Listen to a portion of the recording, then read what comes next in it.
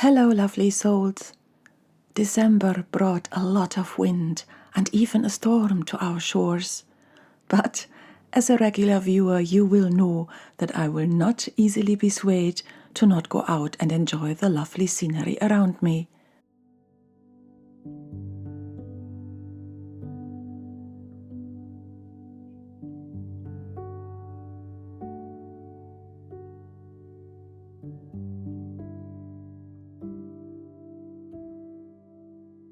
So, on this sunny day, I walked up our local hill, the Law, which is reminiscent of a volcano once active. The wind was quite strong, so please accept my apologies for some shaky moments in today's vlog.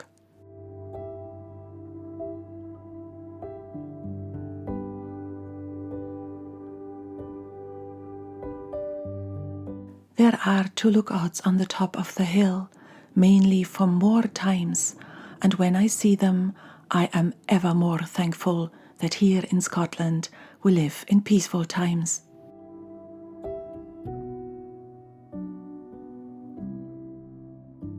The Law summit bears remnants of an Iron Age hill fort and a whale's jawbone, which today is a replica that was installed in June of 2008.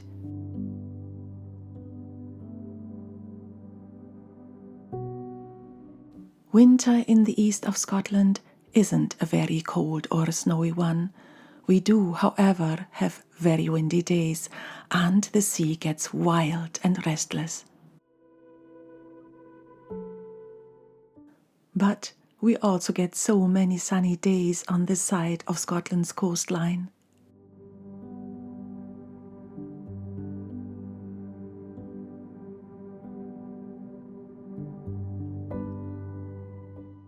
Amidst the deepening of winter quiet, I am settling into my cottage's embrace, finding solace in the indoor calm and the stillness this time of the year brings.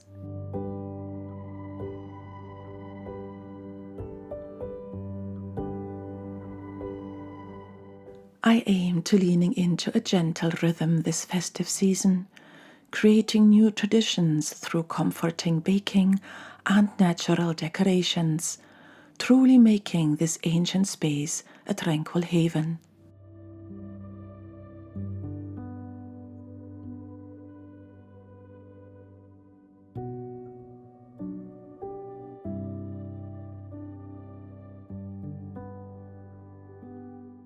Stillness is a sanctuary for me, and I embrace it happily whenever it presents itself. Planning stillness isn't always possible in our daily lives, and I learn to use those moments it comes up and enjoy them with all my heart.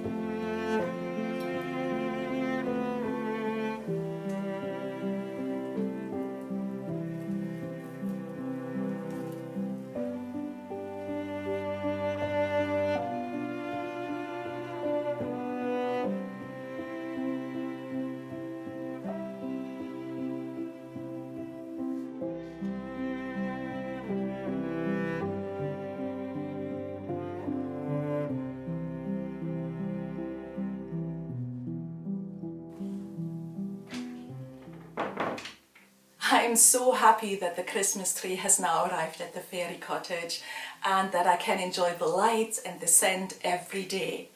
Luckily, my husband was available to help. He also had to cut off a wee bit of the tree because it is quite tall, and in the stand it would have touched the ceiling. So he did that. Also, he put in the lights and I decorated it with the baubles.